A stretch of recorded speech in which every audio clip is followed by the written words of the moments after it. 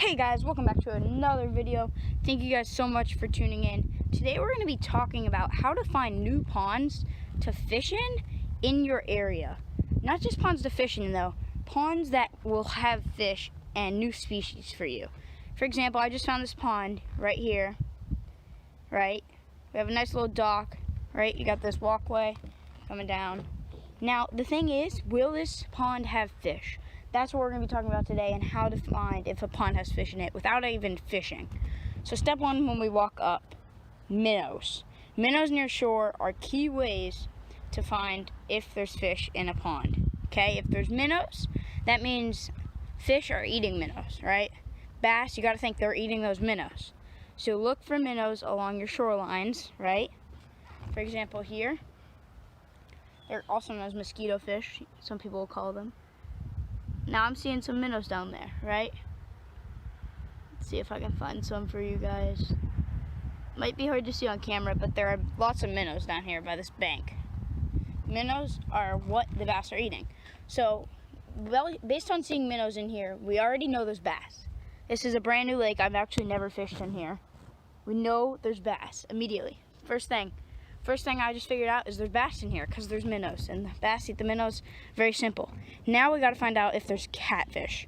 So catfish like deeper water, and the catfish, yep, they sit in that deeper water and they eat different types of foods. So let's see how deep this water is. So we're gonna come down here, off the dock here. We're in arguably, I would have to say 2 feet of water, right?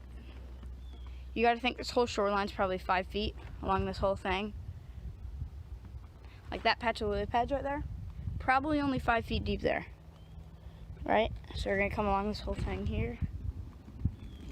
Now once we get out a little deeper down here,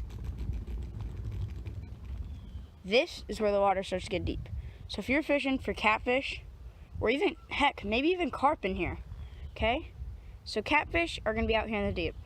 So if you're fishing for catfish in a pond and you want to catch them, I suggest just taking a hot dog and rigging it on a little circle hook with a weight and just casting it out. Maybe put a rod here, let that sit in the corner, and then that far corner right there, let a rod sit there. You can catch your catfish. Okay, so you can now know we have bass and catfish in your pond. Now we don't know if there's catfish, but catfish, what I like to do when I fish for them, rod there, as I said, and a rod there, and then you can bass fish with lures. And then when you you can't get hurt, right? I mean, the catfish, cool. Catch one, cool. You know they're in there. But you can fish for bass while you have your catfish rod out. Now this is the third main species they have that's down here in Florida, carp.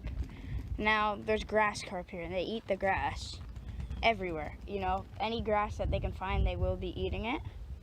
So I'm looking right here, and I'm seeing grass in the water, right? Grass along the bottom. That's what the carp are gonna eat. So I don't know that there's carp in here just based on grass. You gotta check out the grass. If it's perfect grass, you know, nothing's wrong with it. You know, almost looks like it's in a fish tank or a store. Probably not carp. But when you come right here, you can see this grass isn't as neat in the water. It's probably carp eating this grass, right? See this grass? There's grass along this whole bank here. And there's probably carp eating it.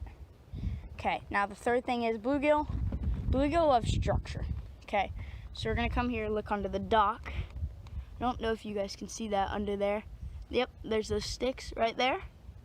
Those sticks is where the bluegill like to hide.